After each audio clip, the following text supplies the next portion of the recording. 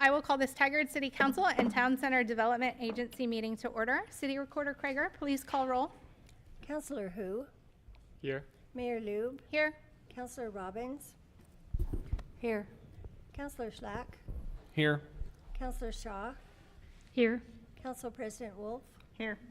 Youth Councillor Manini, Here. Councillor Gadusi. Present. Thank you. If everyone will please stand and join me in the Pledge of Allegiance.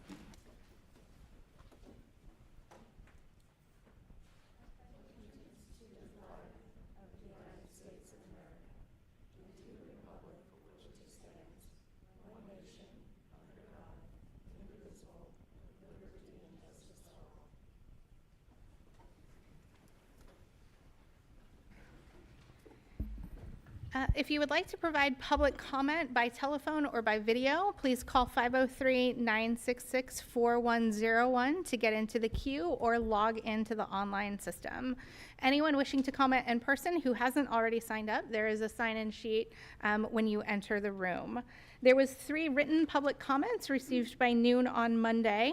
One of them is from Rachel Cleveland regarding the mayor and council budget.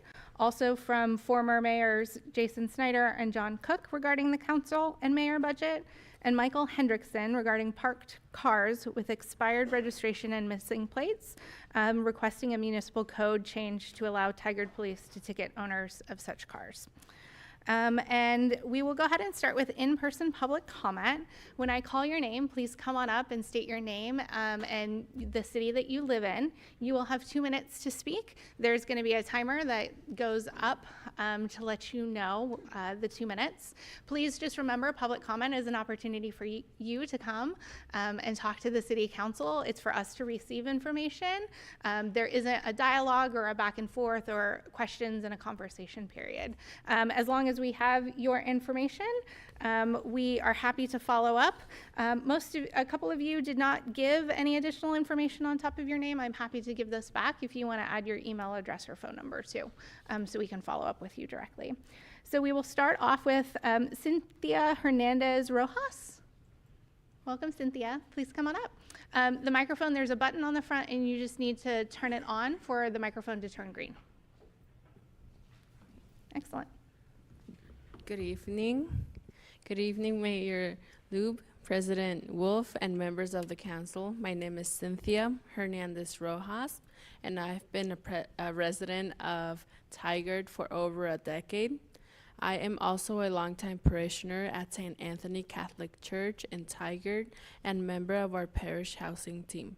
I'm here tonight with my fellow parishioners, team members, and other community members who care deeply about ensuring everyone in Tigard and surrounding communities have a safe, healthy, and dignified home where they can flourish. Thank you. Thank you.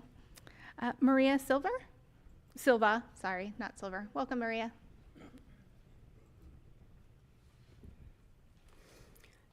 Buenas noches. Mi nombre es Maria Silva. I live in Beaverton and I am member for San Anthony Tigard. En nombre de nuestro equipo, quiero agradecer a la alcaldesa Lue por unirse al panel de funcionarios locales electos que escucharon nuestras historias durante la celebración por la justicia de vivienda el 9 de noviembre. Yo, junto con quienes están aquí a mi lado, fui una de las personas que compartió su testimonio, hablando de experiencias de desalojo, falta de vivienda, acoso por parte de vecinos y negligencia por parte de propietarios. Me entristece compartir que una de nuestras compañeras, Soraya, desde entonces ha tenido que regresar a su país de origen debido a las continuas dificultades relacionadas con la vivienda, problemas de salud, pérdida de empleo y presiones migratorias. Su historia es solo un ejemplo de lo que sigue ocurriendo en nuestra comunidad. Estos problemas ya eran urgentes en noviembre y desde entonces solo han empeorado. Muchas gracias. Thank you, Maria. Jim All. Hi, Jim. Welcome.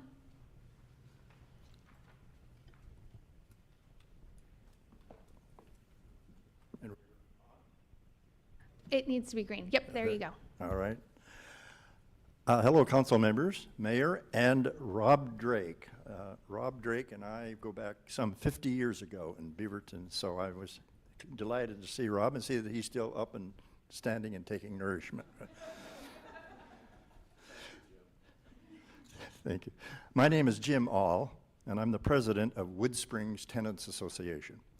We represent residents of a 172-unit affordable housing apartment complex on Durham Road and 113th in Tigard. Our association advocates for a viable and desirable place to live, for low-income older adults, and for young families with children. I'm here tonight as a member of the St. Anthony's Housing Justice Team to make 3 requests, so we can continue the conversation that we had last November. You will now hear from some of our justice team, who will tell you more about this.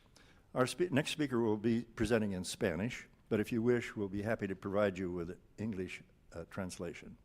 Thank you for your council time and your attention to our stories. Thank you, Jim. Mayor, we do have an interpreter with us who could translate if we want that. Sure. at the same We time. have it written, but are we interested in translation services? Yes. Okay. Yes, we would love it. Our next individual is Cecilia Bolton.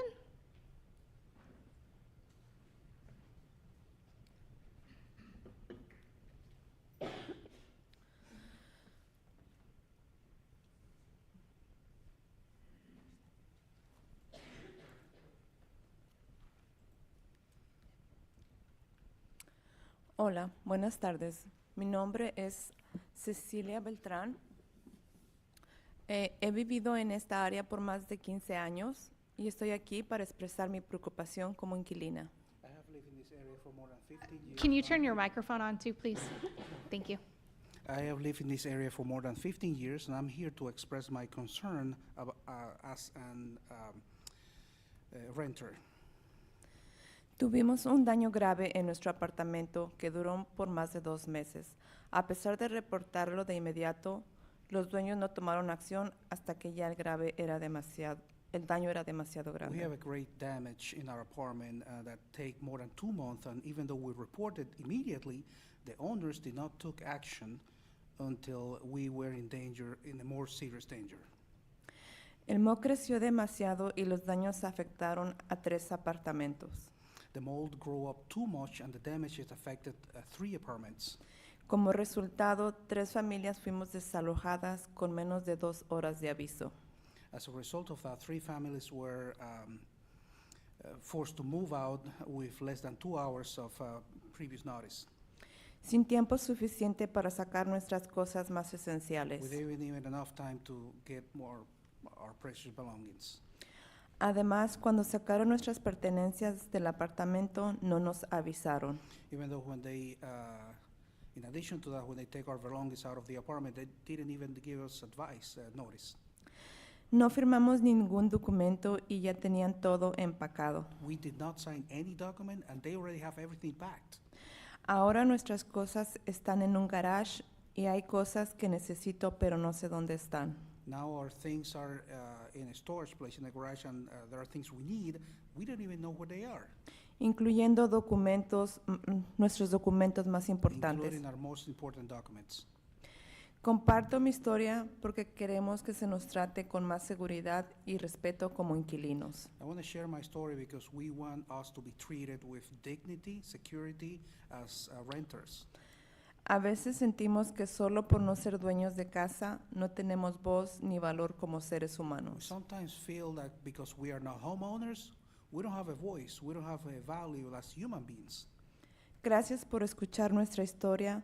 Tenemos fe y esperanza en que se hará buenos cambios para mejorar los derechos de todos los inquilinos. Thank you for listening to our stories. We have faith and hope that changes will be made so we can have better rights as renters. Thank you. Thank you, Cecilia. Our next public comment is Cindy White. Welcome, Cindy.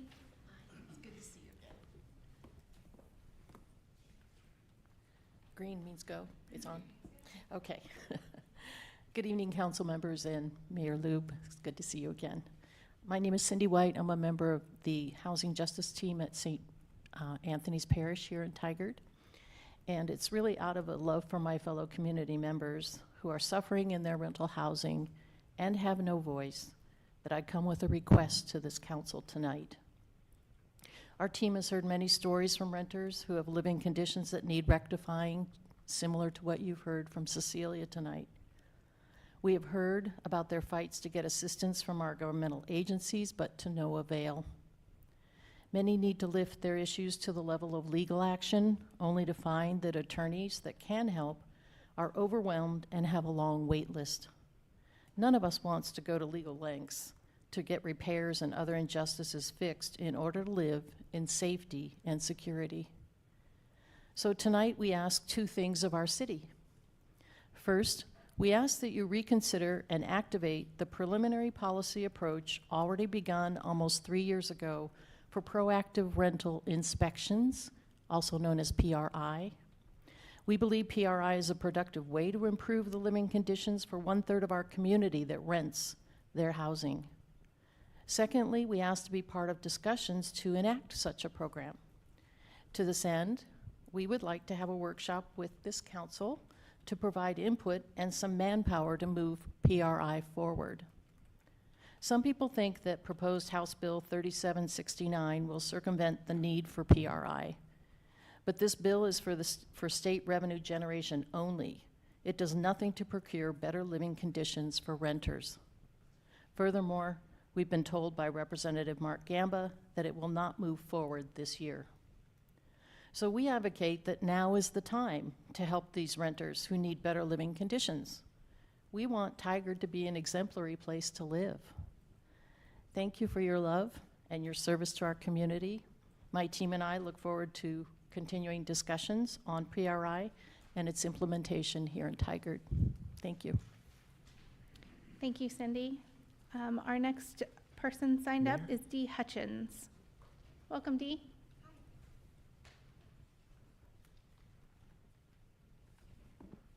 Nice to meet all of you. I'm Dee. Thank you for having us. I live here in Tigard, and I have been a member of St. Anthony's Housing Justice Team for about 15 months or so. We've heard dozens of stories similar to the ones you're hearing tonight, and they all have a very, very common theme. The one thing that they don't have a preponderance of are people who look like me. I have family members who are renters. They don't have stories like this. And so it makes me wonder and worry, quite frankly, that there's a racial discrimination component to this. And as somebody who lives in Tigard, I know this community, and I know that's not what the values of this community. I know it's not something that we stand for.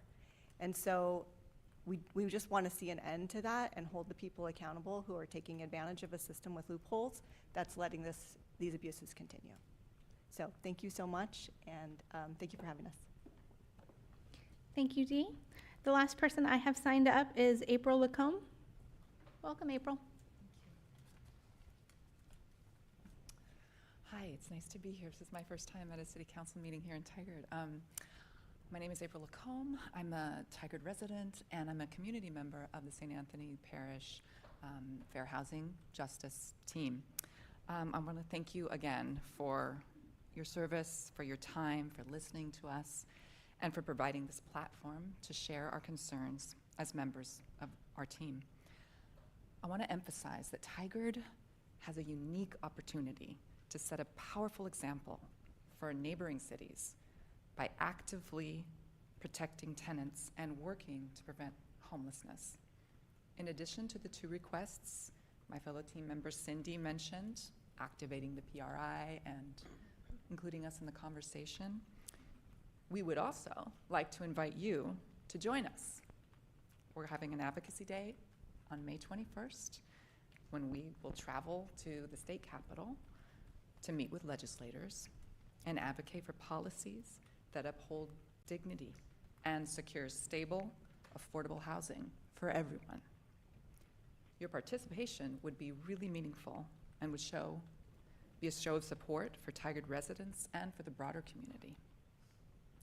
We understand that this forum is not designed for dialogue, but we hope to hear from you soon about our 3 key requests.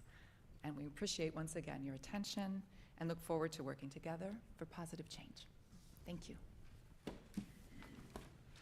Thank you, April. Would anybody like to add their information, or perhaps we could have Danny collect it and email me so I can have it as well? Okay, we'll do that. If you would like to provide your information, send it to Danny, and then he will forward it on to me. Mayor, can we have the initial Spanish-speaking comment repeat with the translation, please? Sure. Yep.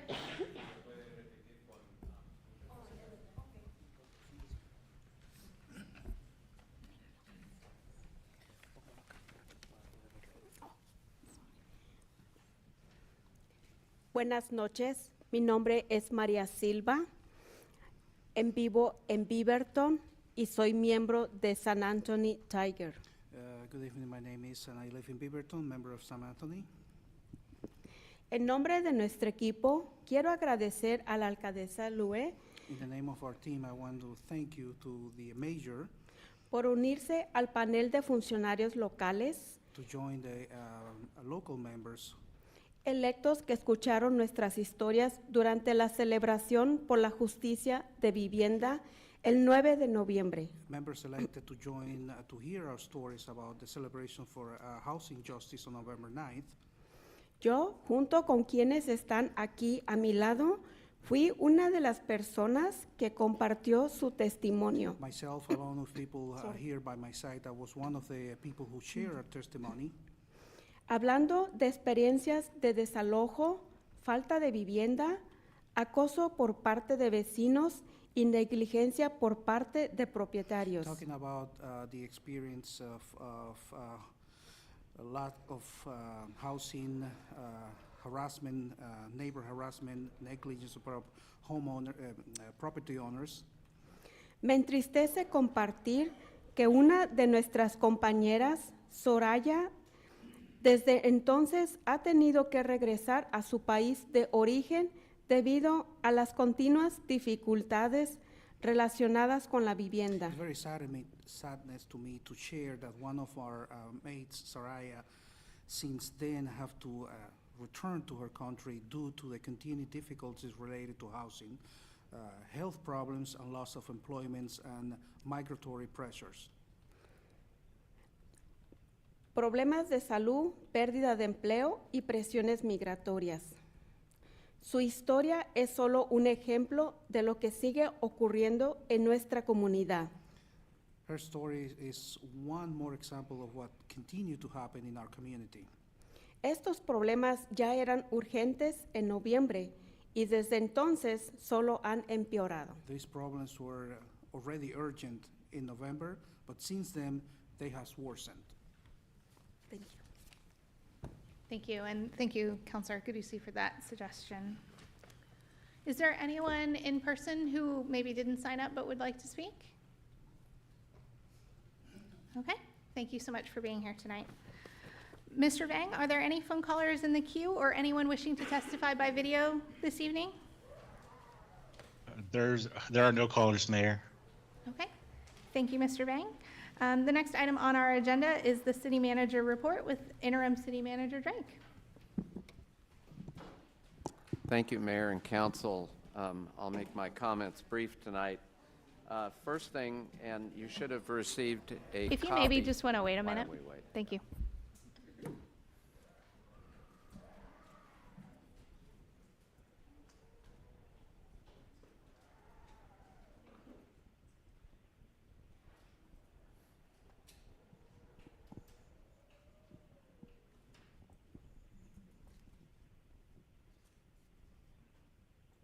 Okay, great.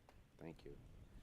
First item I'm talking about tonight is the youth counselor position. Our current counselor is heading off to school, graduating soon, and the city will be looking for her replacement, although I'm sure she's impossible to replace.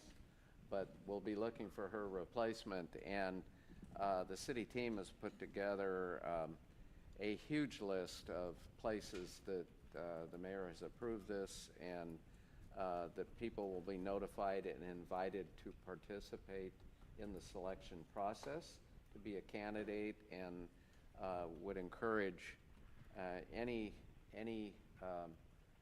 young person, a high school person who's interested in serving in this position to please look at it and apply. Applications will be due by June 1st, and the interviews will be conducted by June 9th, and the person's term would begin on July 1st. And this is a great opportunity for a young person in the community to learn about local government and to also express opinions. So please consider. Also, this past Sunday, the Volunteer Appreciation Celebration was held at the Tigard Library, and 75 people attended, and people were honored for their service. The mayor did speak, as did our library director, and enjoyed harp music, food, and a chance to mingle, and some members of the council also attended. So thank you for that, and thank you for all the volunteers in this community that do help make it a very special place. Lastly, I'm not listing them tonight. We've received a huge amount of kudos and support for the work the library is doing, and that includes people's appreciation for the facility and staff services. I've seen countless stories in my brief 2 months here talking about the special service they get and the offers of help and assistance. And libraries are a special place in my mind anyway, but knowing the kind of service people in this community are getting is really fantastic. You can be proud of the network you've set up and the services that the team has put together. With that, I'd be happy to answer any questions if you have. I don't have any questions, but I just want to highlight for those who are wondering about the youth counselor recruitment and maybe the timeline and things. It will start April 16th through May 31st. Applications will be due June 1st, and it is open to juniors and seniors who live in the city of Tigard boundaries and who attend an area high school. We have had youth counselors who have both attended Tigard High School and other high schools. So it's really just juniors and seniors who live in the city and have an active interest in engaging with the youth to be able to bring their perspectives back. So I just, sometimes there's a question about it. So I wanted to share that. Councilor Hu, did you have a question? Yes, thank you, Mayor. So I noticed the method, one of them is publishing in a Spanish newsletter, which is great. Are there any plan to publish it in any other languages? Mayor and Councilor Hu, I don't know that, but I will certainly get you an answer tomorrow. Thank you. I think this is specifically talking about the city Spanish newsletter, if I'm not mistaken. Is that correct? Got it. Thank you. Any additional questions or comments on the report? Okay. Thank you so much, Interim City Manager Drake. The next item is a resolution to support tax-exempt bonds. This is something that cities across the country are extremely concerned about. Tax-exempt bonds provide for essential infrastructure projects such as roads, bridges, utilities, broadband, water and sewer systems, which are vital for the health and well-being of our community. Without such bonds, the cost of borrowing would be more expensive and cause an increase in taxes and fees that would place an undue burden on our taxpayers. The City of Tigard uses tax-exempt bonds for a majority of development and infrastructure projects, including Burnham Street improvements, the Lake Oswego Tigard Water Treatment Plan, Universal Plaza, and intends to use this tool to fund the critical police and public works facility project.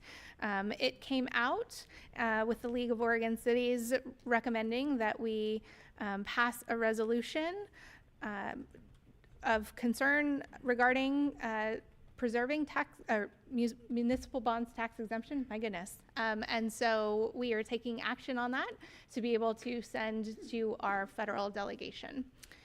Does anyone have any questions or comments? Yeah. Mayor, I move to adopt resolution number 25-12. I second. Okay, it's been moved and seconded. Council President Wolf, I saw you reaching. Did you have a question, or were you going to motion? No, I was just going to comment, and just grateful that we're adding our city to the list of advocates, and then I was going to make the motion. So. Excellent. Are there any additional comments on the resolution? Will the city recorder read the number and title of the resolution?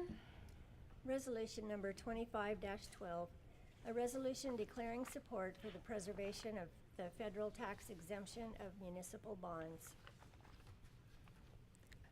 Thank you. Will the city recorder conduct a roll call vote, starting with Youth Councilor Mainini for an advisory vote? Youth Councilor Mainini. Yes. Councilor Hu. Yes. Mayor Lube. Yes. Councilor Robbins. Yes. Councilor Schlack. Yes. Councilor Shaw. Yes. Council President Wolf. Yes. Councilor Gadusi. Yes. Thank you. Resolution number 25-12 is passed unanimously by the council. The next item on the agenda is a continuation of council goal discussion. Considering we had so much deliberation over that one word, we wanted to bring it back with a couple of potential other options, just to see if there were any additional preferences to replace the goal 3 first word. It's currently set as foster Tigard as a great place to live, work, and play. Some suggestions include strengthen, elevate, reinforce, reinvigorate, invest in, reaffirm, recommit to, or prioritize the experience of living, working, and playing in Tigard. So I apologize, I did not include champion, but we can add it. If there are any additions, we can certainly do that as well. Councilor Schlack? Thank you, Mayor. I'd like to add to the list the word cultivate. This came to mind afterwards when I was looking through my thesaurus, and it seemed to have a nice suggestion of growth and nurturing and taking a place that I think is already a great place to live, work, and play, and just really sort of taking it to the next level. So I'd like to add that for consideration, please. Yep. Council President Wolf? Yeah, and to take advantage of this being on the floor, I appreciated splitting economic opportunities for housing and then for business, but we say invest or create twice. So I'd love to say invest or strengthen, just so it's different. Oh, did I? Oh, the words. So anyway, so it's just not exactly the same, but almost just a swap of the point of the goal. Won't die on that hill, but anyway, it might be up for discussion. So. Oh, I think it should be probably. And I'm sorry, what were your suggestions as potential options for that? Or I guess we can it's probably use same any list. of the same options that we have Yeah. available. I thought of invest, but I'm open. Just wanted to not have it twice. Okay. Well, let's take them one at a time. We can start with, because we were talking about goal 3, we can start there and then circle back around to rewording goal 2. Does anyone feel particularly strongly? Yes, Councilor Hu? I would just like to propose one more word. Advance.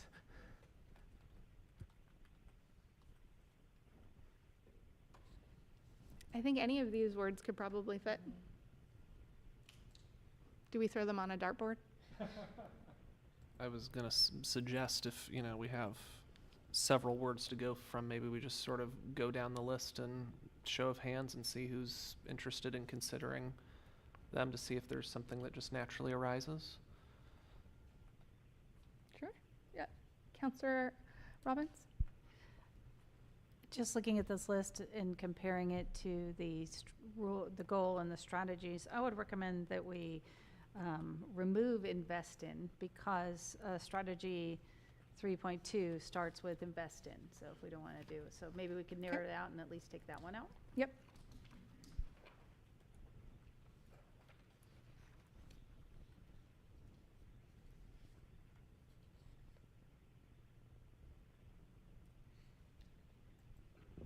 Any other ones to strike out? Counselor Shaw?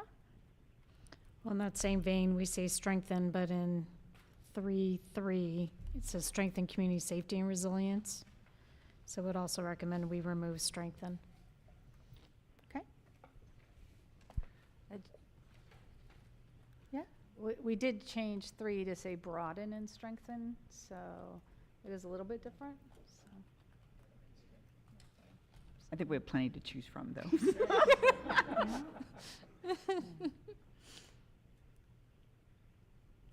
Any other strike-through recommendations? I'm personally not a fan of any of the words that start with re. That's just my preference, though. Does anyone have a strong preference either way? I agree with the recommit. Reinforce seems different, but I'm okay with both. So, I'm sorry, which one would you support and which one would you strike? I support striking recommit. Strike, recommit, okay. Yeah. You are okay with reinforce, reinvigorate, and reaffirm? Maybe not reaffirm, since that's Okay. also kind of a See, we're working through it now. This is great. No, but, and Mayor, I'd also suggest removing reinvigorate, because it makes it sound like we stopped it, and we never did. We're just enhancing as we move forward. Okay. So I'd recommend we remove that as well. Mayor? Yeah. I kind of like rewording it a little to prioritize the experience of living, working, and playing in Tigard. The sentence. The that we sentence have, change? Yeah. I mean, I guess we could think of that as saying we aren't currently prioritizing it, but I guess we could say that about any of these goals. And I kind of like that that the way it's worded says really highlights that we're looking at our citizens' experience, not just neutral numbers or statistics that we can say, but that we're really looking at how people experience it as well. Yeah, I think my mic I is would off just as say well. I don't think we've ever had, at least in my time, a goal like this. So I think understand where you're coming from. Yep, Councilor Gadusi. If we can't champion, then I do support cultivating. It does go along with the process of growth that the library is also pushing for over the last year. So. Councilor Stein? I like Cultivate Tigard, obviously I suggested that one, but if we're more interested in the experience, I'd prefer elevate the experience as opposed to prioritize the experience, because it sounds like we haven't been prioritizing it, but we have been. It's one of our sort of key vision phrases that we've had for a bit, so just wanted to suggest that as well. I like elevating the experience.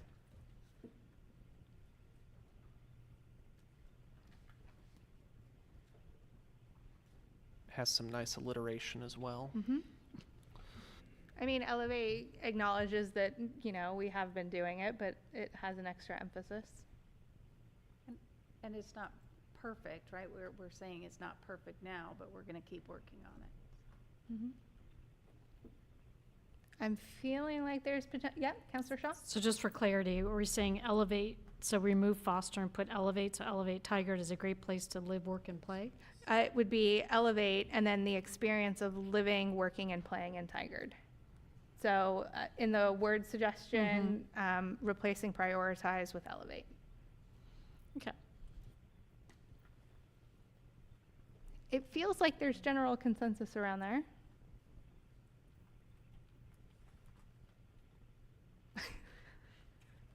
I know, I'm sorry, Champion is not working out for you.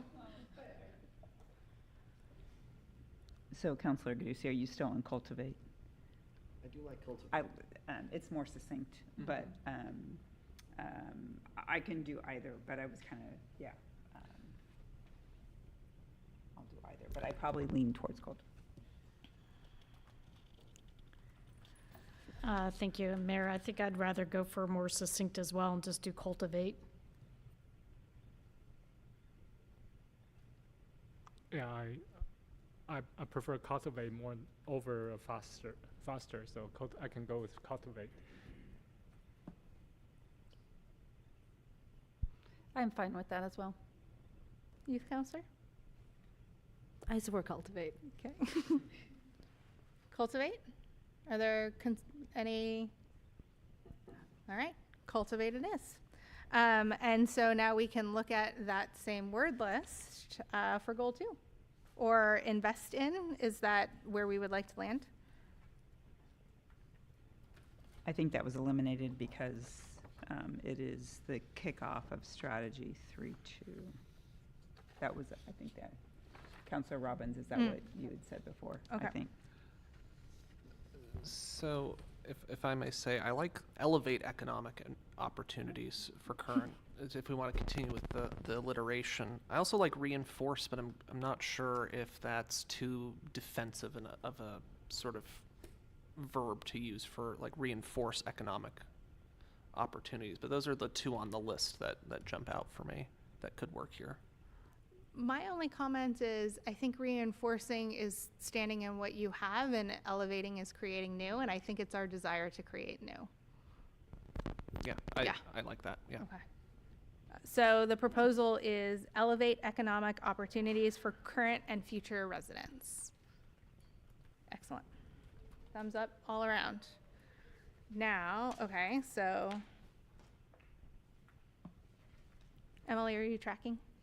Okay. Youth counselor? I would also like to offer invest in economic opportunities for current and future residents.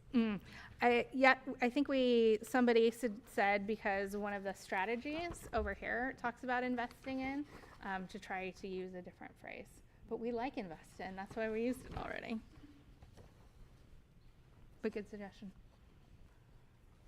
So elevate and cultivate. While we are here, are there any additional recommended, afraid of opening the box, any additional recommendations or changes based on the red line posted?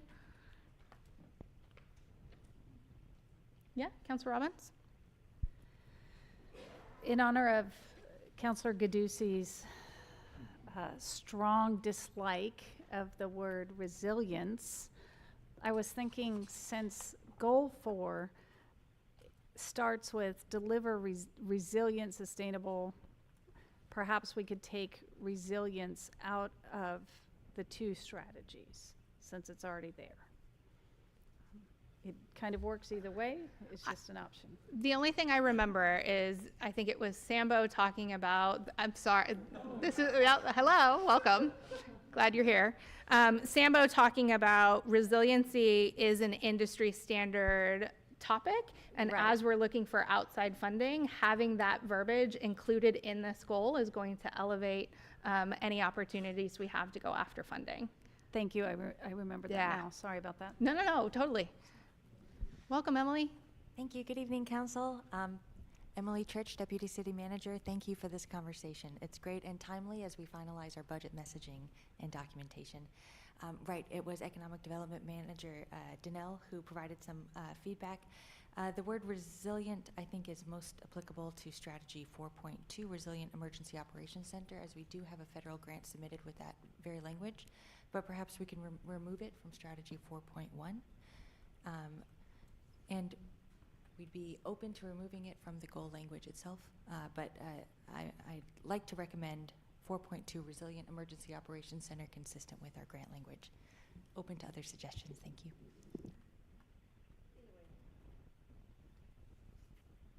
Councilor Gadusi?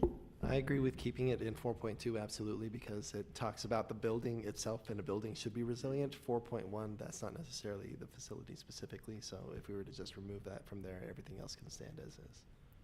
Would you replace the word resilience with something else? Just completely strike it? Just sustainability and fiscal stewardship. Okay. Does anybody feel differently of adding a word or not removing it? Yeah, Council President? So I guess, Emily, my quick follow-up, and I doubt that this is going to happen in the next 2 years. I mean, it really is. I think of resiliency around seismic issues, et cetera.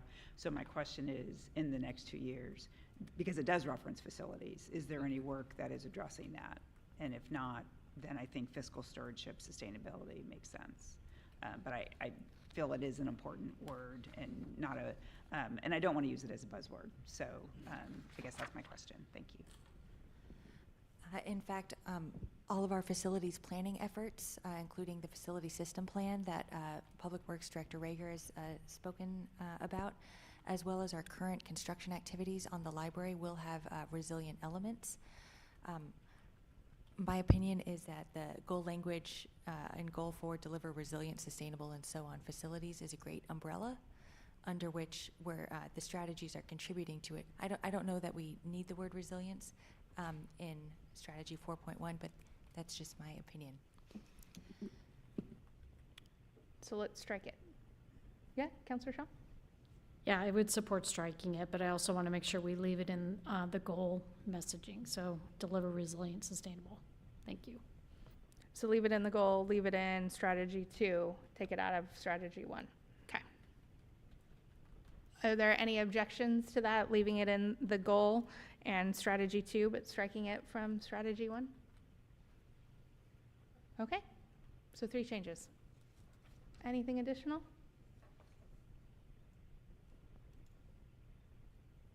Excellent. Do we need to re-vote again? How about, can I perhaps get a motion on amending the council rules to include the discussed changes? Mayor Loeb, I move to accept our proposed council goals, amending them with the proposed changes. I second. Excellent. It's been moved and seconded. Any additional discussion? Seeing none, all of those in favor, please say aye. Aye. Aye. Any opposed? Youth Councilor Mainini for an advisory vote. Sorry. Aye. Excellent. Okay. That is clear direction. The next item on the agenda is the mayor and council budget discussion, and we have Finance Director Kang to introduce the item. Welcome.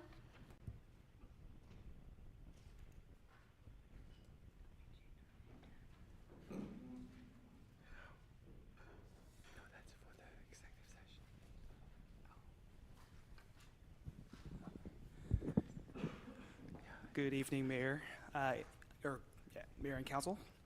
For the record, my name is Eric Kang, Finance Director. Tonight, I am returning to Council as a continuation of the conversation that was held last on March 18th regarding the Mayor and Council budget. As a reminder, the reason why we're doing this exercise is because all the city departments have been tasked with proposing a 3% and 5% reduction to their general fund budget. This is primarily due to the challenging headwinds that were shared at that last meeting. Going into the fiscal year 26 budget. We'll speak more to detail at the upcoming budget committee meetings at the end of April. But at a high level, we are anticipating that our vacancy savings that were used to balance the budget in fiscal year 25 are falling short of expectations. Additionally, back in January, we did share with the budget committee that we are seeing stagnating and also potentially declining revenue sources, particularly with revenue sharing and other intergovernmental revenue sources. In addition to that, continuously elevated levels of inflation, and as many have heard, there are tariffs that are roiling the economy as we speak with uncertainty. What we heard from March 18th were different ideas on potential reductions, as well as requests for more information. We've prepared some slides that are interpretation of the feedback that we received from last month. We have 3 different scenarios that we are presenting for council's consideration. Each scenario has a proposal and an impact for council to consider, and I do want to note at a high level, while the overall budget for mayor and council is approximately 1% of the general fund. However, if council were to choose to move forward with any reductions today, this would be part of a broader strategy to build a balanced budget. And so with that, we can move to the next slide, please. So this first slide right here, this is an overview of the budgetary changes over the last recent years, specifically from fiscal year 24 to what's proposed in fiscal year 26. As you can see, there were some increases during this time due to several factors, and they're highlighted above, including the addition of a mayor and council assistant. There was a change to the charter, which included added 2 new councilors. Additionally, there were some increases to discretionary spending, which is on that second bullet there below. Councilor Robbins. Thank you so much, Finance Director Kang.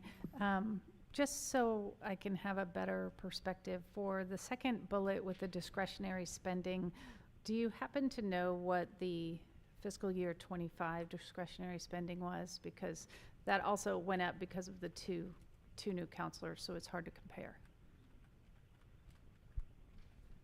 Yes, so for fiscal year 25, the spending went up to 194,000.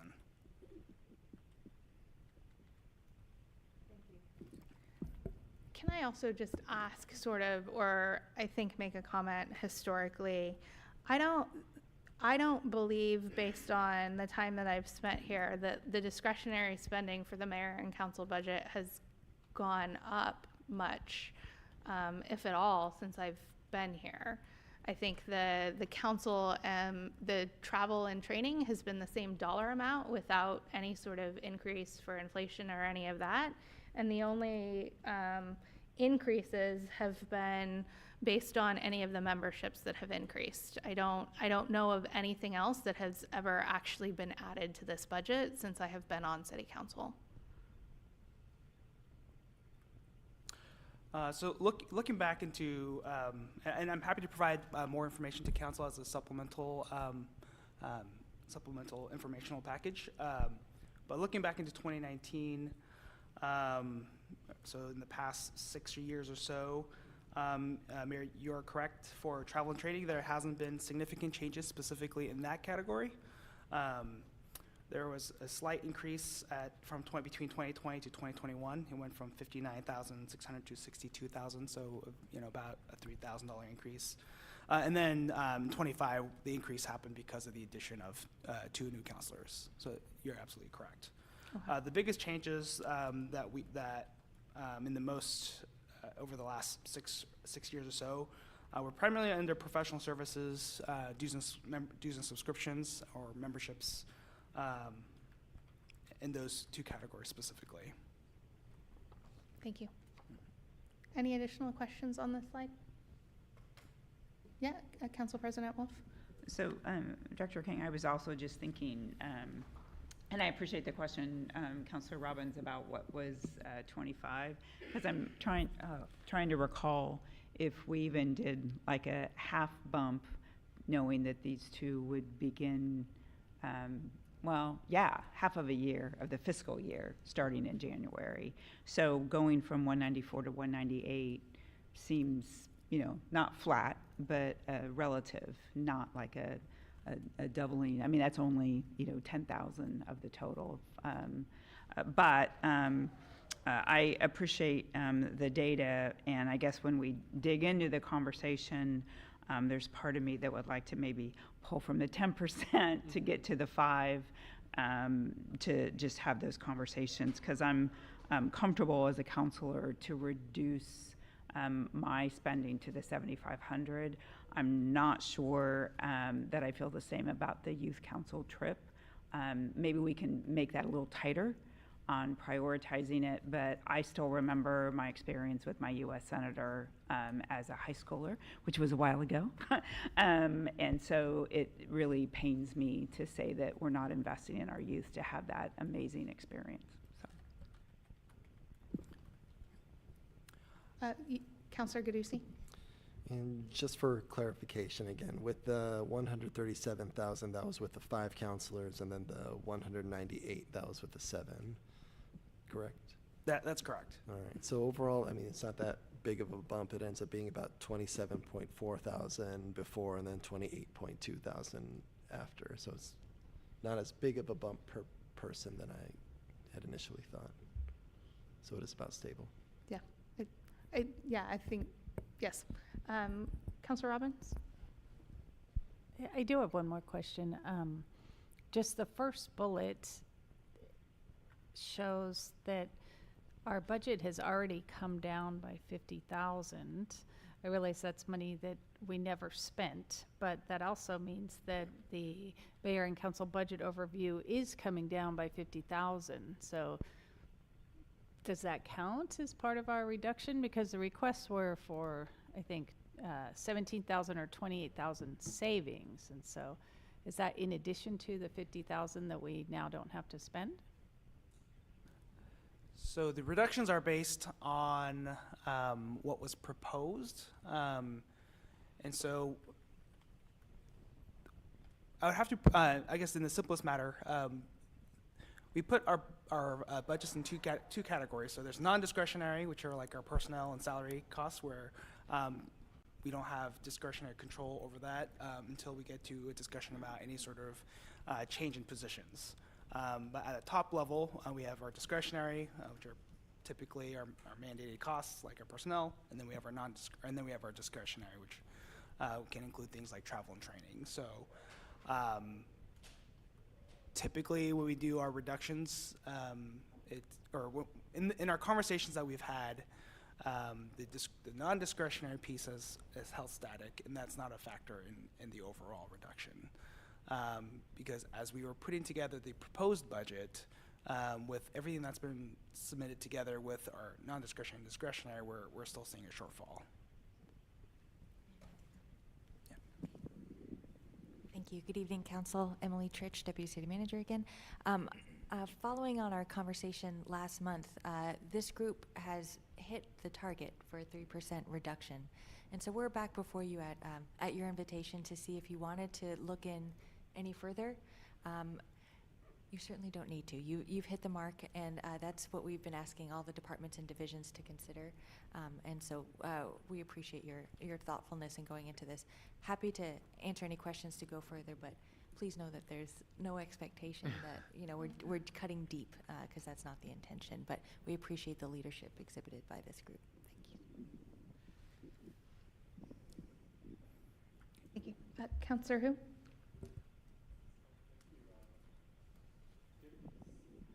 Deputy City Manager Trish, so I'm glad to ask this non-critical question, I think. On the discretionary side, there's the Oregon Government Ethics Commission annual ethics assessment. I thought that's not optional, it's mandatory, so why is it in the discretionary? Absolutely, that is correct. It was included in this list in error. So after receiving a question from council, we followed up and learned it in fact is not discretionary. And I apologize for that, but we learned something out of that.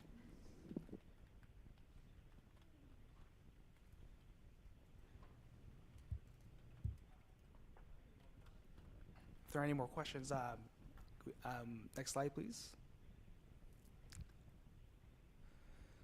So this is just one of the scenarios, a 3% reduction. And so, as Deputy City Manager Trich mentioned, there has been a proposal for the 3% reduction, which includes reduction in professional services. So this is one area where we can make reductions. In addition to that, we did provide some data, and I think there was some consideration by some of the councilors about a reduction in the mayor and council training budget. So historically, the amount of spending in this budget category has been underspent by roughly 20%. And so that is a piece of data that was provided.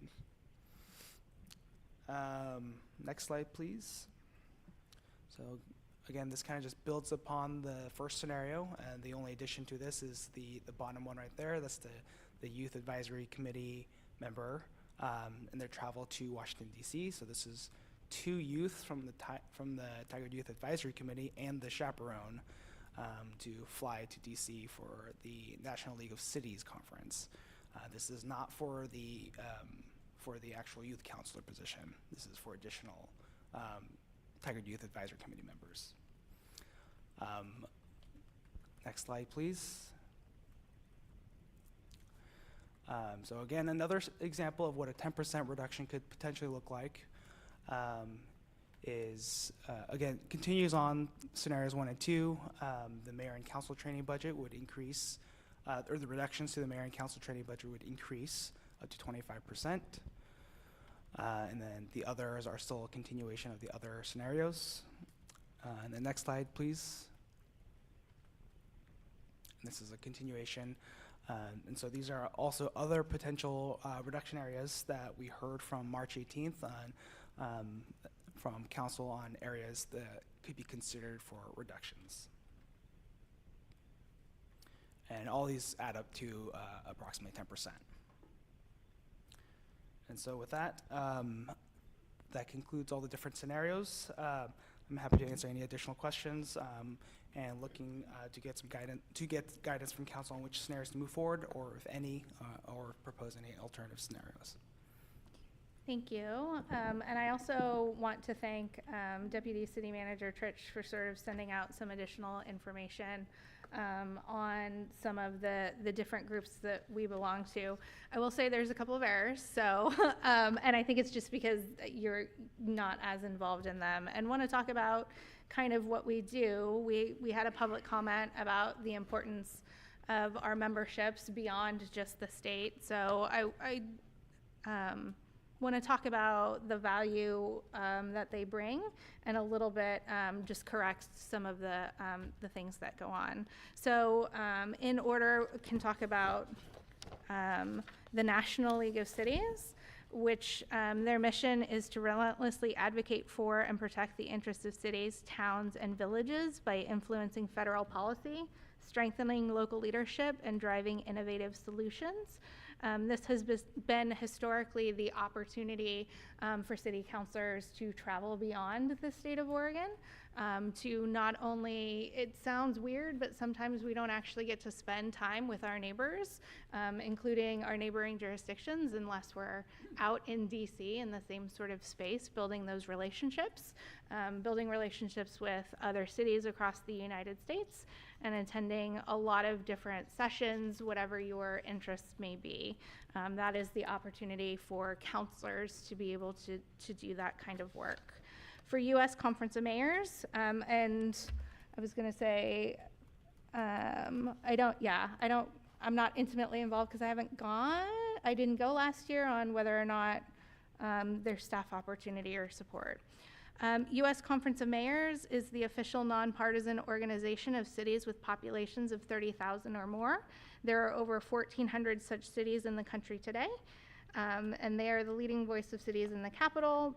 Nonpartisan forums where mayors engage directly with the President of the United States and Congress on the most pressing issues of today. Their priorities are advocacy, networking, promoting your city, and best practices. The Mayor's Innovation Project is a little bit of a newer organization that we belong to.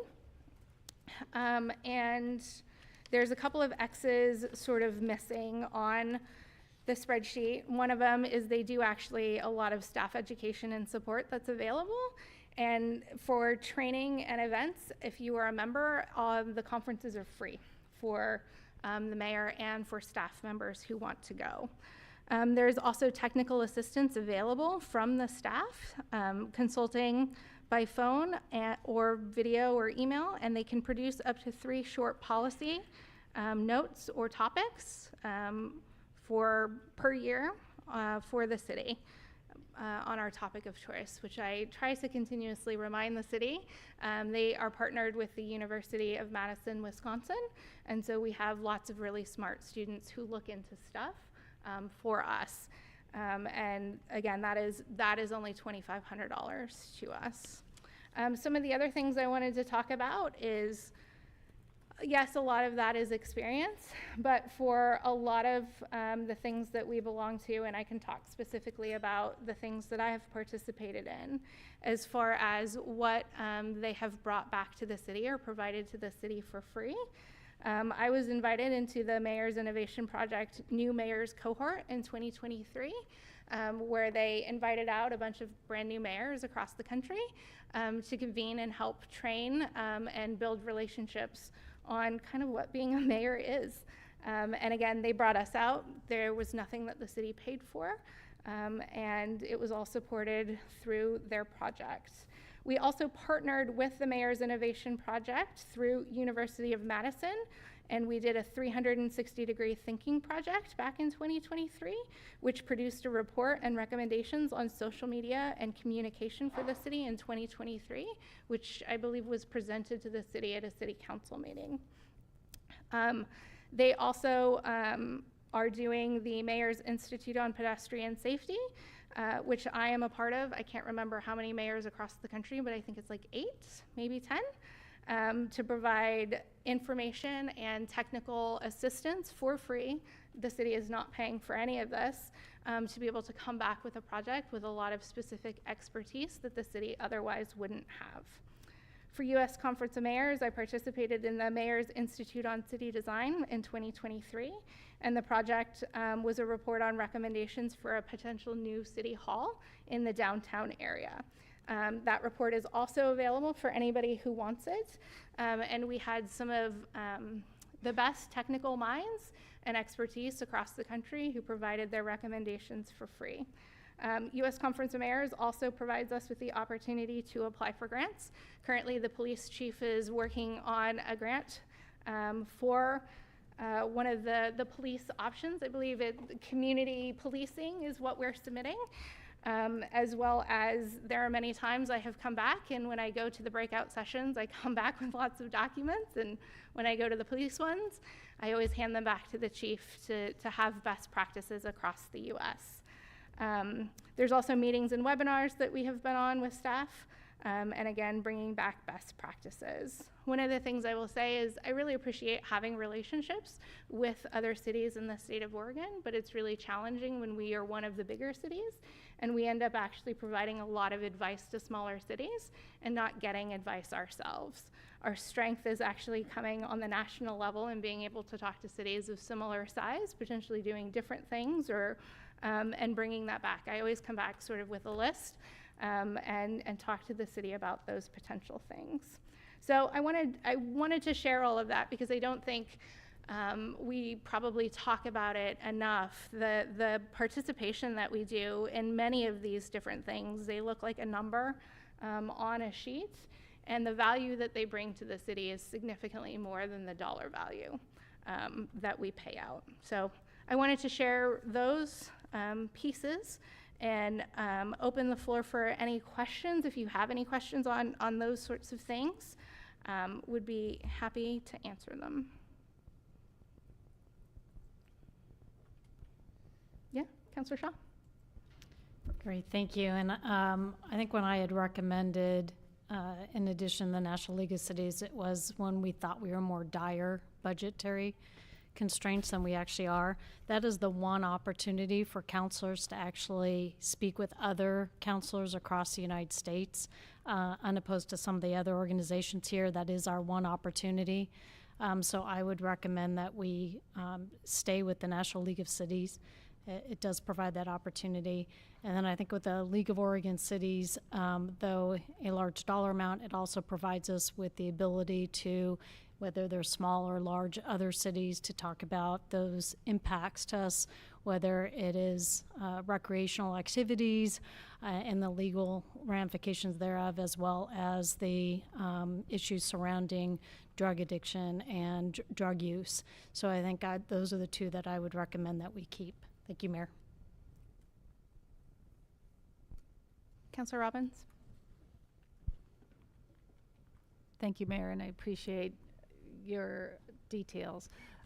My question for this is reducing the subscriptions to national memberships. This number, 13,944, does not match any of the numbers that Deputy City Manager Trish sent out earlier. And so are we just reducing the levels of certain memberships, or is that advocating canceling certain memberships? That it's difficult to agree to this number without knowing what we would be canceling or reducing. I would also remind you that the Mayor's Innovation Project is actually 2,500 and not 10,000. So I don't know if that changes the way that the math works. So I'm looking at the, excuse me, I'm just looking at the email we got at 3:30 today, and it does say 2,500 on that one, so. But I don't know I don't know what the number means, the 13,000. Yeah, so that number up there, the $13,944, is reflective of the National League of Cities, the U.S. Conference of Mayors, and the Mayor Innovation Project. So it should be the sum of those on that spreadsheet that was in the email. It's those bottom three memberships. Another follow-up, how did you choose those three? That was just from feedback from council about potentially just if we're making reductions on just national memberships. So this is just grouping on just Okay. a group of national Thank you. memberships.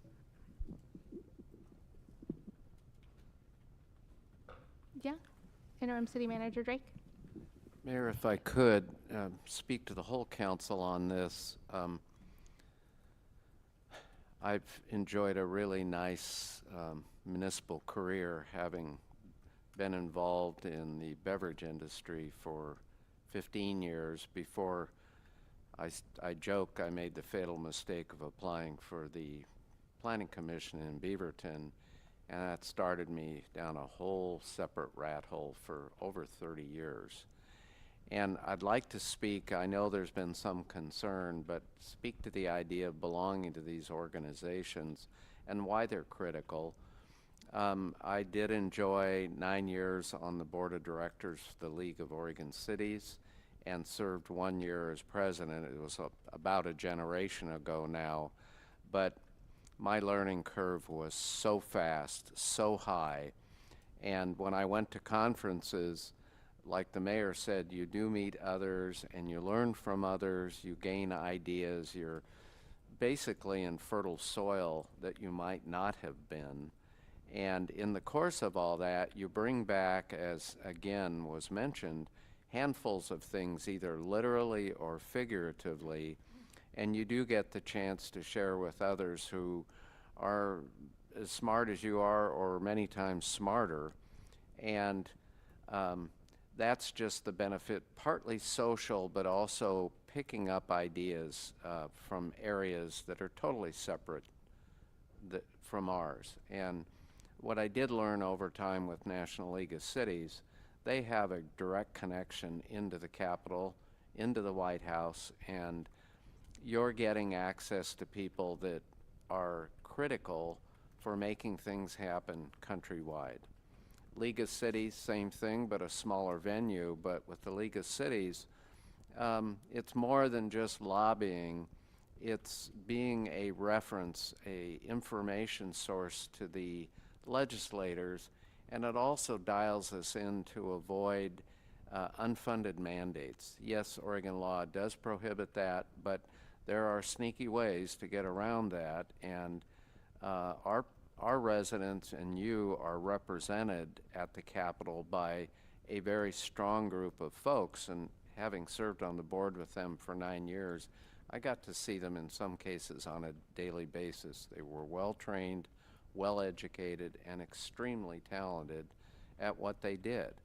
And it may be different than what any of you up here on the dais is doing, but what it does it speaks to what we need to speak to with national leaders and statewide leaders. And I know when I went to conferences, I made sure I used my time wisely and would get up early, would attend the breakfasts, because I made it a point of sitting at a different table every single day so that I met new people, got new ideas, and I went to my sessions, learned a lot during those sessions. And when you think about the time it takes for all of you, as it did for me, to learn the basics, the ABCs of what you do, your service, really your volunteer service, it's pretty amazing what you can pick up over time and what you need to pick up.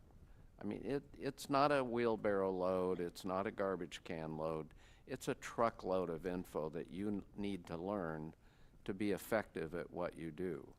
Not so that you're a know-it-all, but you're in a position of having some reference to at least an idea, even if you don't end up using it here. So respectfully, I think for the investment that's made, the ROI is significant, and it makes you all better at what you do, and I can't speak enough for it.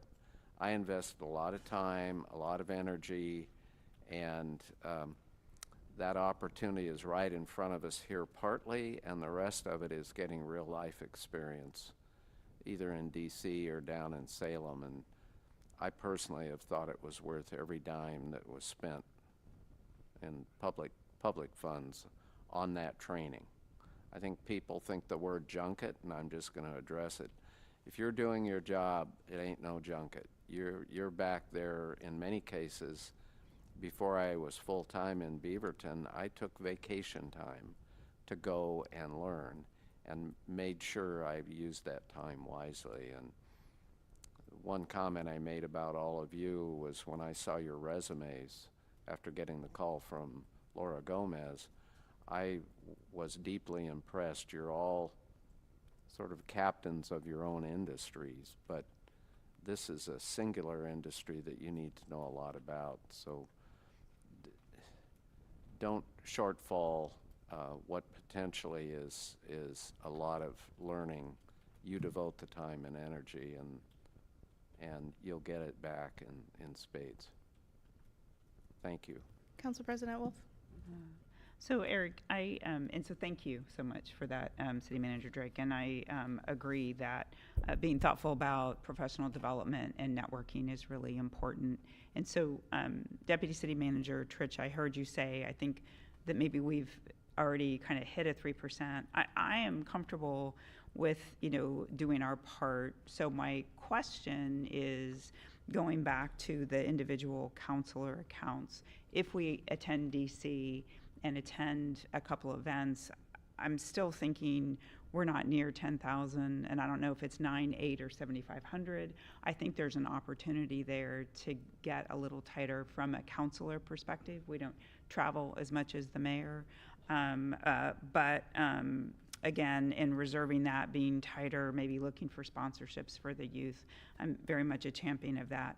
But so still kind of looking in that 3% bucket, if you will, on ideas. So I'm just speaking for myself that I think there's a way to get tighter, but I'd appreciate your confirmation that if you do go to DC, and I know that you've shared that with us, and I didn't bring the materials from the last time, that I think we can still shave our budget, still hit that mark to have dollars for DC and other professional development.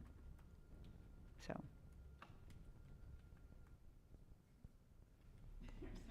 I think potentially the answer is so. I mean, the answer may be yes. The other thing I would say is, I know that we're talking about these sorts of things. I also want to remind you, you have the opportunity to find a conference on your own as well outside of it. If you were passionate about climate, there's a ton of climate conferences. If you were passionate about Parks and Rec and you're on the Parks and Rec board, there's an opportunity for you there as well. It's an opportunity to just really learn. And so I want to say yes. And also maybe you don't go to DC and you go to something else. There's that option as well. Yeah, and I'm not trying to strip it away. I'm trying to say if we shave 1,000, we've contributed 6 from a council perspective. And you all might be looking at me like, no, I think that's an opportunity we should keep flat. But I feel like that was in our packet the last time, Eric, as we consistently undershoot that as counselors. Yeah, the March 18th meeting, the information that we shared was consistently, I think overall it's about a 20% saving or underspend in travel and training. Councillor Hu? Thank you, and I want to express the sentiment as Council President Wolf. I really think the opportunity to network and learn is important, but at the same time, I think council member can shave our travel budget a little bit in order to avoid cutting opportunity for Tiger Youth Advisory Committee to go to DC. So in the 5% reduction scenario, I would rather mayor and council training budget gets shaved off a little bit in order to still allow Tiger Youth Advisory Committee member and their chaperone to go.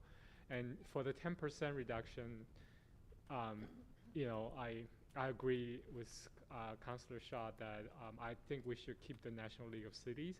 And I'm actually looking at the state of our city. Perhaps instead of cutting 1,000, we can cut more than that. And we found sponsorship for food and giveaways. So that's just my thought on those two scenarios. Councillor Gadusi?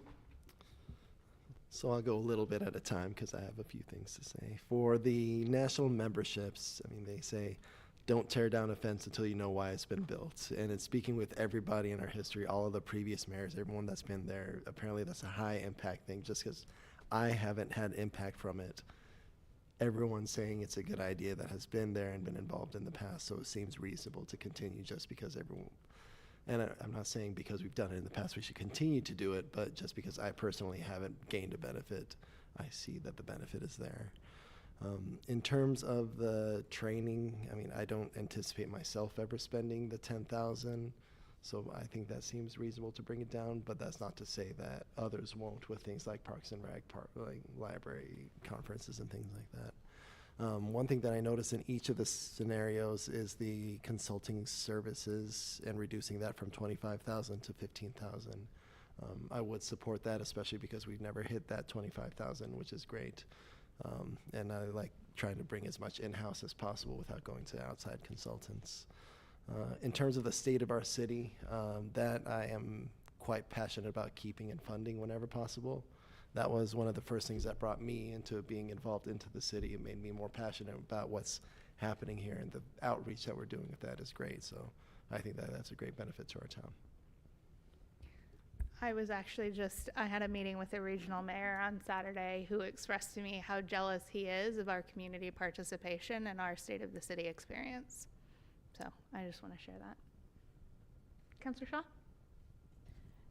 Thank you, Mayor, and to our robust conversation here, and to Council President Wolf. If you go to one NLC meeting in DC and one LOC, you'll come very close, if not surpass, the 10% reduction for training. And so if we're going to stay within those two organizations, I would recommend we not reduce to 10%, but keep at the 3%. And I'm fine with that. And I think I said that even if we shave $1,000 per counselor, that's $6,000. And that was why trying to validate that you could do that. Because I agree, the state is a great opportunity to do, as City Manager Drake talked about, is too. So I'm trying to be thoughtful, keep it there, but make a shave if it, is impactful and helps us hit that 3%.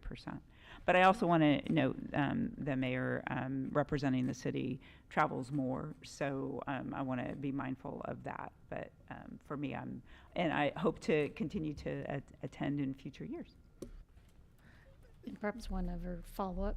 Yeah, go ahead. So with regard to the youth committee, the travel to DC, I think there's opportunities there to reduce the cost, but perhaps instead we can make it more rigorous. So if there is a youth counselor that's gone more than once, we can reduce that because the opportunity is to enable those who have not been before to go. Though I still think that that's a large dollar item that could really impact the Tigard Youth Advisory Committee locally. So I'd love to see perhaps even, maybe not this year, but next year, a robust discussion of what that money could be, how it could be used locally. But those would just be some of my comments. Thank you, Mayor. Can I ask, I know historically we have also leveraged PGE's grant to help us fund sending students to NLC conference. So I will say that this budget doesn't actually cover all of the costs, that we are already subsidizing it through PGE as well. I'm not familiar with funding from PGE to subsidize this program. I'm not sure if anyone else. Yep, PGE has historically, and I know at least the last time I was there, so not this year, but the previous year, and it was offered again, and I forwarded that opportunity on to our city team, that PGE every year helps sponsor students to go to NLC. So that is something we have historically taken advantage of. And as ratepayers, I think we should all encourage redeeming that for our city. I'll speak to, I think, the mayor travel, because I think anyone looking at it, right, is kind of sticker shock. And I will say that interim city manager Drake is correct. It starts at 8 a.m. and it goes until 10 p.m. and opportunities to network and talk with people every single day. And most of the opportunities that I talked about that I was able to participate in are because I went to those conferences and built those relationships and then was invited to do those sorts of things. In fact, with the move with the mayor, which is in partnership with the National Forum for Heart Disease and Stroke Prevention, I happened to meet in a hallway during U.S. Conference of Mayors to be able to build that relationship and do those sorts of things. So I go to a decent amount of conferences, but there are also many trips that I have gone on for the Homelessness Task Force, which moved legislation in DC in regards to vouchers. I have gone on the JPAC trip. The White House has invited me out and been able to go and do that and represent Tigard. And so I do travel a lot. I actually don't have vacation time, so it is unpaid time for me personally when I travel for the city. So I just happy to look at if you're interested in reducing the budget, but also wanted to give you the context that some of those are conferences, but a lot of them are regional things that I'm asked to travel for the city. And I think this is a really hard conversation. And I want to thank everyone for having it. So, yeah, Councillor Schlack.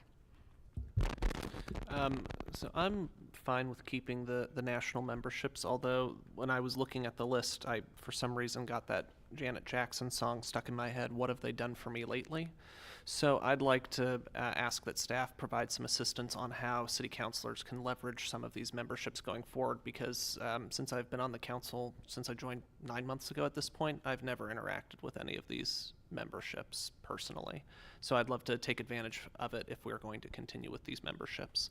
And then just being mindful of the robust discussion that we've had so far, I'm wondering if staff would be able to go through some of these options just to see what you have taken from the discussion so far, so we can see if it's we've reached a consensus. Mayor, would you like me to repeat back, or would you? So I mean, I'm happy to help. I think what I've heard is universally probably the consulting services for council goal and like to be reduced by 10,000. I've heard a willingness to reduce council travel budgets by 1,000, probably no more than that. I think there's also an opportunity. We had a counselor who used to love to travel and blow his budget all the time and borrow from others. And so, I mean, he got permission to borrow from others. So I think I just want to share that perhaps there's an opportunity there too. There seems to be robust support for continuing our memberships. And I've heard questions about the youth advisory travel, but not a consensus on reducing it yet. Perhaps a more robust discussion for next year. But I like Councillor Shaw's suggestion of if you have gone once, that you are not able to go multiple times, that opportunity has to be opened up for other individuals on the Youth Advisory Council, or if it's the youth counselor who's gone before, maybe that rolls to the Youth Advisory Council. I'm supportive of that. Would people be supportive of that sort of technical policy change? Yes? Okay. Yeah, Council President Wolf? And so, Mayor Lube, the only other question that I have is, again, it's just revisiting the move with the mayor. So the impact is worth the return versus us doing events here that don't have that financial support. That was the only other piece that I wondered about. Right. So I actually had to talk to Rebecca about this because this is the first time funding has been requested with Move with the Mayor. So we started it last year for the first time, and we were late in getting it started. And this year we are hosting more robust events with the plan to continue to offer more engagement, because it's the month of May as everything wakes up, and getting people on board to be able to do it. So it is the first time that we have funding. If you'd like to reduce it, I mean, you're certainly welcome to, but our hope is to really engage community, which I think matches with one of our new goals, which is providing meaningful community connection through a different non-Parks and Recreation event way. And welcome all of you to join me. I think we're walking, and I think we have a yoga class scheduled and a whole bunch of stuff scheduled. So I think that's great, and I think probably just from the later start last year, so I think maybe it's one of those up for review next year. What was the impact? No. So if other counselors agree with me, so happy to move with you in May. It's a great time to get outside when the rain slows down. Yeah, Councilor Stack? Well, I guess I'm a bit confused about reviewing it next year because this is an existing program already. So I'm a bit confused as to what the impact has been to date that would warrant further investment at this time. The impact is we've had people engaging with us. People last year, I think last year is a tough gauge because we haven't quite done it yet this year to be able to do it because it's in May. But last year, people were engaged, they signed up, they tracked their movements. We had news coverage on it, and we had a news spot that covered it for the region, and we did a social media campaign, all of the different benefits, and we already have a campaign scheduled for challenges and education and all of those sorts of things. So I think Council President Wolf's suggestion is to say, with a little bit of funding, what else are you able to do, and have that as a review for next year? Because I have a feeling we'll be back having this conversation in a year as well, possibly. So I guess I'm fine. Let's see the impact in May, but maybe it's a conversation that it's not worth paying for it. So yes, I'm saying not remove it for the upcoming fiscal year. And I'm open for you all to give conversation, but I want to learn more. What was the impact of May of 25 to our community? For the record, it would be May of 25 is not funded. May of 26 would be funded. But when we're back having this conversation a year. Oh, what was the impact of May of will be 25? May of Got 25. it. Okay. Councilor who? Thank you, Mayor. Just follow up on Councilor Schlack's comment of what have you done for me lately. Since we're going to continue this conversation and evaluate this again next year, I would really request that there's be more reporting of all the activities that we've done with taxpayers' money, because that will be more transparent, and B, will help council members to evaluate the tangible benefits or even intangible benefits of the money we spend on travelings and all the program. I've been on the council for 2 years and 3 months, and a lot of things I still don't know what a lot of those membership do for us, to be honest. So, I just again for transparency and helping us evaluate this again next year.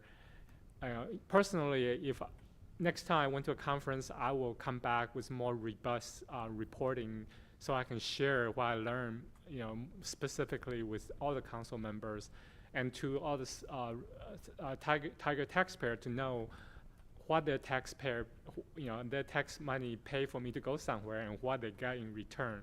So I appreciate if other council member would also to do that. So we have better information sharing next time. So thank you. Yeah, so I think when we do NLC, what we can do is reserve council time in the future, like maybe the next council meeting, and then if somebody goes as a one-off to use our workshop meeting for council liaison time to talk about the travel. So we can absolutely do that, but I think NLC everybody goes, so we can make that an agenda item. That feels fair. Yeah, Councilor Shaw? Perhaps around, this may be getting too deep in the weeds, but I would then request we speak with our federal lobbying team and not schedule our meetings with our congressional delegation at the exact same time that the National League of Cities has their committee meetings, because we lose the value of that day's participation. So I'm happy to share that when we have further robust discussion. Yeah, I will say I try to do that too when I'm in DC, and there have been several times that the only time available is leaving the conference to be able to have those conversations, but I think definitely worth asking. Yeah. Just one point I wanted to clarify, since I've heard several times from several counselors on the budget for the youth, the Tiger Youth Council for travel to DC. So that, to clarify, there are 3 members that get to go. So there's the youth counselor and then 2 members of the council, and then a chaperone. Yeah. So is it historical why we've had 2 youth going? Because I understand why we'd have the youth counselor going. But is there a historic precedence for why we have 1 additional youth slot?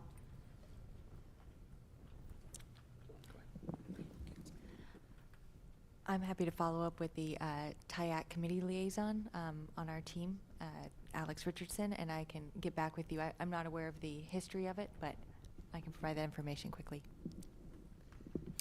Part of me wonders if, and perhaps this is just me making an assumption, that it started as the president and vice president of TIAC, and then we brought on a youth counselor, which was added, so it became 3 instead of 2. That would be my assumption. That may not be what Yeah. happened, but that would just be my assumption from the outside. Yeah, it's probably good just to clarify, given it's a large budget expense item, and there isn't a lot of kind of parameters around who goes, who doesn't. So it'd just be good to know. Yeah, Youth Counselor Mainini. I do think for the budget, there could be more of a preference for seniors or those who are graduating, so it can have the maximum possible impact instead of people who aren't graduating and have more time to potentially go to the trip later. That's a great suggestion. So prioritize seniors and individuals who have not gone. Excellent. Do you feel like you have the guidance you need? I'm going to just repeat back what I heard, just to be clear. So I'm getting a general consensus that we are landing on scenario 1 with a 3% reduction scenario, which is the 10% or $10,000 reduction in consulting services, and then a $1,000 reduction per council, which is roughly about 10%. So that would get us to 16,000. It's not quite the 3%. I believe. Why don't we meet in the middle with Move with the Mayor and take a reduced budget for the first year instead of the 2,500? We could go either 1,250 or 1,500.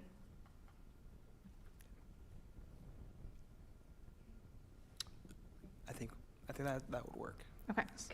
That feels like a good compromise. Yep. Mayor, Counselor Shaw? so we're going with scenario 1, in addition to what the mayor just mentioned on Move with the Mayor. Is that accurate?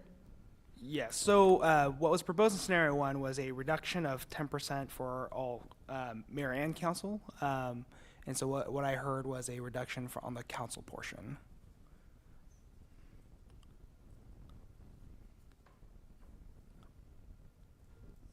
So just to clarify, then the mayor's travel budget would remain at $16,600. Correct.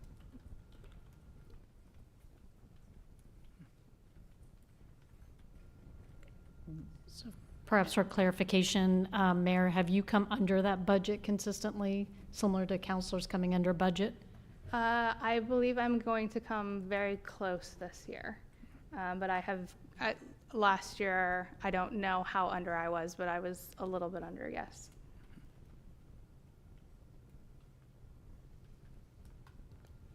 I mean, I'm just going to say it. I think if the 6 counselors are tightening their budget by 10%, I would prefer to see that the mayor's budget is also reduced by 10%.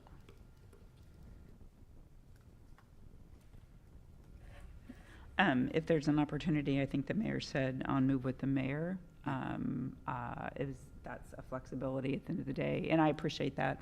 I also want to just be mindful of engagement of the mayor. I mean, I appreciate that the budget's already larger than council, with the assumption that the mayor does travel more often. But if that's an opportunity to reduce as suggested, then I think that's an opportunity there as well. Yeah, and I would recommend that we continue with the mayor at the 16,600 just because you do so much in terms of the movement and, you know, the travel, and you're already taking a lot of time out of work in order to do so. So there's already an opportunity cost with all of that. So I don't want to burden you even more, and you're doing great things for our cities nationally. So I would propose keeping that. Councilor Roberts? Thank you. Just to add a comment to this, I personally, well, my opinion is that I can't find the email now, but I know we got an email recently of how much everyone had spent over the last year or two. And some people were quite low with their budget. So I feel comfortable reducing the counselors' travel budgets from 10,000 to 9,000. I think for most of us, we could make it with that. And since some people don't travel every year, or maybe they don't spend all of their money, and as long as we have that flexibility to borrow, if there is something somebody really wants to do, I'm fine with that. I'm also going to advocate to keep the mayor's travel budget at 16,600, not because I think it would be a burden to you to reduce it, because nobody expects you to spend your personal money to continue to travel, but simply because I think you have more opportunities to travel than we do, and that's why. You know, we can certainly find conferences to train on things that we are passionate about and things that we need to look at, but there are certain things that you are invited to that just wouldn't be appropriate for me to go to at this point. And so I do think it's important that you represent the city attending those things. So that's why I don't want to reduce it, but I would never expect you to continue to travel using your personal money. Any additional comments? Yeah, Councilor Robbins? I do have one more comment, just really quick, about the youth traveling to DC. We just approved a goal saying that we were going to continue to focus on whatever the wording was, the experience of living, working, and playing in Tigard. And I think one of the things that makes Tigard so great is that we have these opportunities for our youth. And so I am pretty passionate about keeping that funding there for the youth to get to go, because what an excellent opportunity. And some of these kids have, you know, some of our residents may have never traveled before, and to get to go to DC is incredibly exciting and might open up a totally new career path for someone. I will just to share, I think Council President Wolf shared her perspective. The first time I was able to travel without family was a sophomore school trip to DC, which was also a life-changing experience for me. We fundraised because it was a school trip, but I fully support continuing to find a way to provide that to our students. And maybe Youth Councilor Minany, if you want to, you are welcome to talk about what it meant to you to go, if you wanted to do that. Similarly, my first time traveling without my family was not this trip, but the last trip when I went to it for the first time. And it was truly the most incredible thing I've experienced. Because I would say before, politics seemed so distant, so not for me to deal with, so for someone else to deal with, and felt very impossible to impact. And yet seeing it on such a close, physical, like literally physically close, was incredible. And it both gave me a lot of hope for the future and gave me, I suppose, inspiration and hope that I can do something personally. I just remembered, as a fun fact, I still have my classroom picture with Greg Walden. Councilor Shaw. Yeah, thank you. And I do think it's valuable. And perhaps what we should do is, because it's not available to all the youth in Tigard, it's a very specific youth. So perhaps in addition to the youth counselor, we open it up to the community. And perhaps that way it is fair and can utilize other youth can potentially travel, except for those who are just directly involved in TIAC. So that's something to consider as well.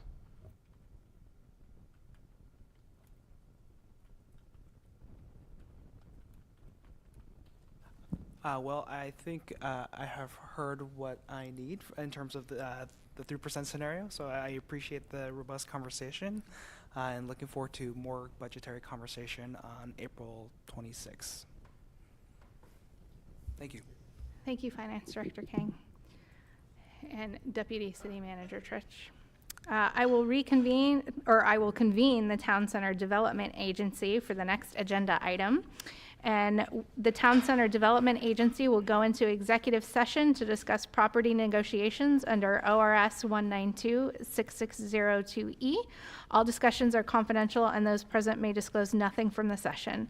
Representatives of the news media are allowed to attend executive sessions as provided by ORS 192-6604, but must not disclose any information discussed. No executive session may be held for the purpose of taking any final action or making any final decision. After that executive session, we will reconvene as the Tigard City Council for the next agenda item, which is the job-related performance of a public official. I will read the verbiage in the executive session, and then we will adjourn directly from there. Thank you so much. Good night, Tigard.